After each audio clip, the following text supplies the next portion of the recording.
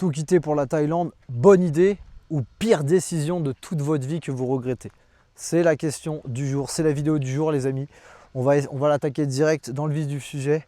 Donc première chose importante, il faut comprendre que la Thaïlande, ce n'est pas une carte postale, ce n'est pas un pays magique.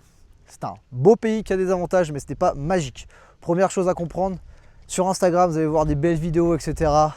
Ça fait plaisir, ça fait rêver. Les influenceurs vont vous en parler toujours en bien, vont très souvent cacher un petit peu les points négatifs qu'on ne souhaite pas voir. Malheureusement, il y en a un paquet. Je vous le dis direct, il y en a vraiment un paquet. Moi, ça fait 5 ans que je vis là-bas en digital nomade. Donc, j'ai quand même une sacrée idée de comment ça se passe. Je suis arrivé là-bas juste avant le Covid, enfin à peu près de la période Covid.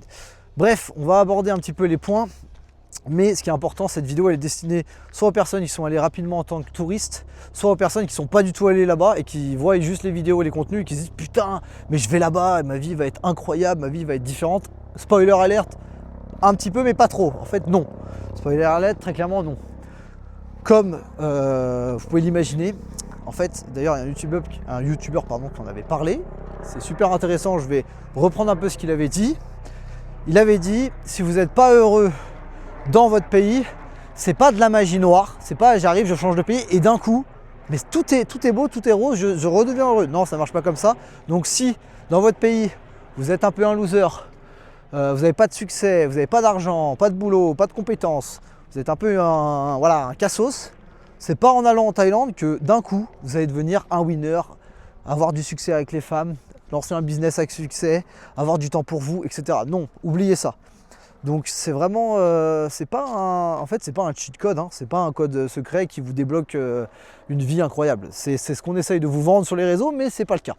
Donc déjà, première chose qu'il faut vraiment comprendre. Deuxième chose qu'il faut comprendre, au niveau des femmes, vous allez prendre une de ces claques, les frérots, ça va être violent. Alors que ça soit les jeunes ou les personnes un peu plus âgées, les deux vont prendre des claques, mais ça sera pas les mêmes. Ça sera pas les mêmes. Alors, première chose, très souvent, moi ce qui me fait rire, c'est un peu méchant ce que je vais dire, mais c'est vrai que les personnes assez âgées, comme elles ont eu pas énormément d'expérience, ou elles ont des fois de l'expérience, etc., mais ça date d'il y a longtemps, ils ont eu des rapports avec Micheline, 42 ans, c'est une 3 sur 10, ou je sais pas quel âge, voilà, qui fait pas rêver, une fois tous les 6 mois, bon, tu arrives en Thaïlande, ils vont péter un câble, ils vont tomber sur des petits bijoux de 25 ans, toutes douces, qui vont lui qui vont faire des prestations de fou au lit, qui vont leur vendre du rêve, donc les mecs vont craquer en 2 minutes, et ils vont vraiment y croire. Mais c'est ça qui est dingue, c'est qu'on leur dit, mais le mec il tombe quand même, non, mais moi c'est différent, regarde, elle fait ci, regarde, elle est vendeuse, regarde, c'est pas une... Frérot, fais attention. Donc, premier point, super important, vous allez prendre une sacrée claque au niveau des femmes, je vous le dis, vous allez au début, ouais mais lui il baratine encore, non, vous allez voir, tôt ou tard, c'est une question de temps, c'est juste une question de temps, vous allez vous dire, mais attends, je suis dans le métaverse, elle peut pas faire ça. Ah bah si, en fait elle avait 10 mecs dans son téléphone, 3 qui lui envoyaient de l'argent, entre temps qu'elle vous voyait, elle envoyait un autre, tous en podcast, enfin voilà, c'est vraiment, attention, vous allez prendre une sacrée claque, il faut vraiment comprendre que oui, vous pouvez accéder au plaisir facile, rapidement, facilement, et même en étant très moche, très gros, très horrible. Mais à côté de ça, pour les relations longues, les relations sérieuses, les relations avec un vrai feeling, de l'amour, etc. Waouh, bonne chance, good luck have fun, comme on dit. Ça va être très très compliqué les amis. C'est beaucoup plus dur qu'en France d'avoir une relation saine, sereine avec une femme thaï, ou sinon il faut vraiment respecter certaines conditions. Mais de manière générale, la Thaïlande c'est super pour les coups d'un soir, trouver une petite copine qu'on garde comme ça. Mais dès qu'on veut construire quelque chose avec des sentiments, avec peut-être une maison, des enfants, etc. Waouh, on s'engage dans un truc. Faut quand même avoir des bonnes balls pour y aller. Autre point important quand même que beaucoup oublient aussi, le coût de la vie. Alors le coût de la vie, ça paraît miraculeux. On se dit mais c'est dingue, je vais arriver là-bas avec mes 1200 € par mois ou mes 1500 € par mois et je vais être le roi du pétrole. Spoiler alerte, pas du tout. Vous allez être juste un mec de plus tocard avec des tongs. C'est juste que vous allez être très clairement le coût de la vie. Oui, il est moins cher qu'en France, je vous le dis. Par contre, non, avec 1200-1500 €, vous ne vivez pas comme le roi du pétrole là-bas. Vous allez vivre correctement selon où vous habitez. Si vous habitez à Bangkok ou à Phuket, avec 1000 € par mois, vous n'allez vraiment pas aller loin. Ça va être vraiment une vie à la marque Blue Sky. Maintenant, avec 2000 € par mois, si vous habitez à Pattaya ou à Chiang Mai, oui, vous allez avoir une vie très, très plaisante. Vous allez pouvoir faire des activités, aller au restaurant, inviter des femmes et faire pas mal de choses, avoir une vie plutôt agréable. Ça, c'est vrai. Donc, en fonction d'où vous vivez et de votre style de vie. Si vous êtes, quand j'entends dire sur Internet, avec 800 € par mois, on peut vivre en Thaïlande, 600 € par mois, on peut vivre en Thaïlande, on peut survivre en Thaïlande. Vivre, c'est autre chose. Survivre, oui. Après, vivre, ça, c'est un autre critère. Donc, voilà. Globalement, allez, comptez à peu près 2 fois moins cher que... Si on fait parce que des trucs, c'est 4 fois moins cher, des trucs, c'est le même prix. Donc, globalement, on va dire, comptez 2 fois moins cher qu'en France. Mais attention, si vous vivez pour 1500 € en France, avec 750 € en Thaïlande, surtout si vous vivez dans les grandes villes, c'est compliqué. Vraiment, je vous dis, c'est vraiment compliqué. Pour moi, c'est impossible, mais c'est vraiment compliqué. Il y a l'assurance, il y a ci, il y a là, ça va trop vite. Il y a le téléphone, il y a ce que vous voulez, ça va super vite. Attention. Donc moi, je vous recommande 1500 € pour vivre à peu près correctement en Thaïlande. Surtout à Pattaya et à Chiang Mai. Au moins là, voilà, vous êtes plus tranquille avec votre budget, ça coûte moins cher, donc vous en avez plus pour votre argent. Qu'est-ce qu'on a d'autre comme point? J'ai une petite note. Les visas, et les papiers, c'est une sacrée galère, les amis. Depuis, je sais pas, 1 ou 2 ans, la Thaïlande sont vraiment durs, comment dire, ils sont devenus beaucoup plus restrictifs et ils mettent vraiment des bâtons dans les roues aux foreigners pour qu'ils viennent vivre, s'installer, etc. Enfin, c'est un enfer en fait. Les mecs, ils veulent que des touristes, ils veulent que les touristes ils viennent, ils claquent des sommes pas possibles et ils se cassent. C'est ça qu'ils veulent, on dirait. Parce que les mecs qui vivent là-bas, je sais pas, ils mettent des bâtons dans les roues, ils ferment les comptes. Les visas, c'est de plus en plus une catastrophe. Le DTV, il fonctionne, mais on ne sait même pas ce qu'ils vont nous concocter d'ici peu. Les visas étudiants, c'est terminado. C'est quasiment terminado. Donc là, franchement, les visas, au début, ça va pas être un problème, mais dès que vous allez vouloir rester un peu sur le temps, ça va être un sacré bordel. Ça, c'est chiant. Il va falloir à chaque fois regarder. Putain, mais je suis là, 30 jours, faut que je parte là-bas, faut que je revienne. Dans 2 mois, faut que je reparte au Cambodge, faut que je revienne ou je sais pas où. C'est pas bon. C'est très clairement pas le top pour avoir une vie stable. Qu'est-ce qu'on a d'autre, les amis? La santé, j'ai oublié de noter, c'est super important, la santé. La santé, les amis, vous arrivez, pas d'assurance santé. Le premier problème un peu sérieux de santé que vous allez avoir, waouh, les sueurs froides que vous allez choper, les frérots, ça va pas être des lol, je vous le dis. Parce que là, très clairement, quand vous arrivez à l'hôpital, vous allez voir l'addition, ils vont vous dire oui, alors pour qu'on commence à intervenir, monsieur, madame, c'est 8 ou 15 000 €. Ça va prendre une claque, je vous le dis tout de suite. Donc l'assurance santé, ça a un coût, il faut la faire. Et il faut la faire très rapidement. Et dans l'idéal, il faut avoir une assurance santé qui couvre les frais au début. Parce que sinon, et ça coûte cher. Ça coûte 100 balles par mois, voire plus. Donc ça aussi, il faut vraiment le noter. C'est pas le point le plus important, c'est pas le point qui vous plaît, je le sais.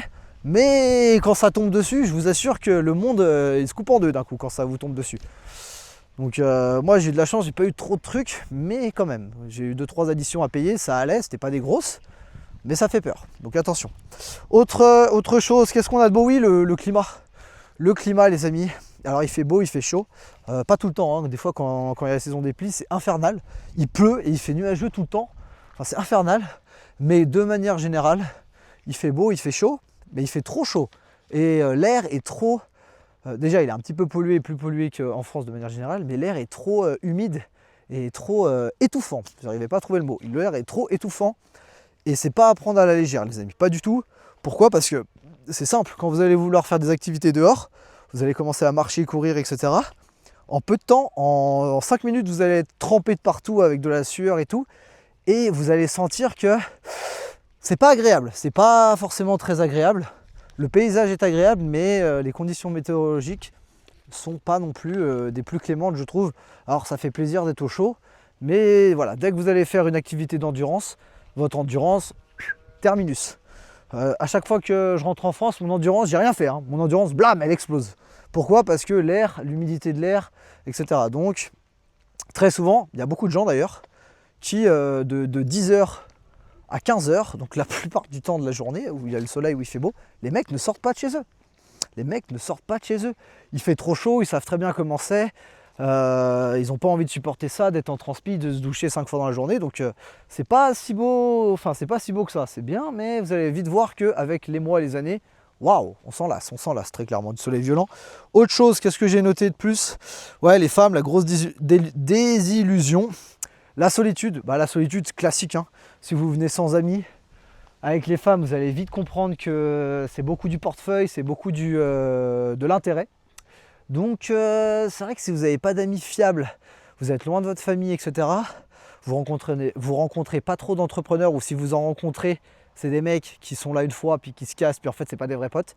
Vous allez ramasser, c'est-à-dire qu'au début tout va bien rouler, vous n'allez pas avoir trop ce sentiment, mais plus les mois vont passer, voire années, mais en général déjà les mois, plus vous allez avoir un sentiment de manque, vous n'allez pas comprendre ce que c'est, et en fait c'est simplement que vous vous sentez seul et vous n'avez pas de discussion intéressante.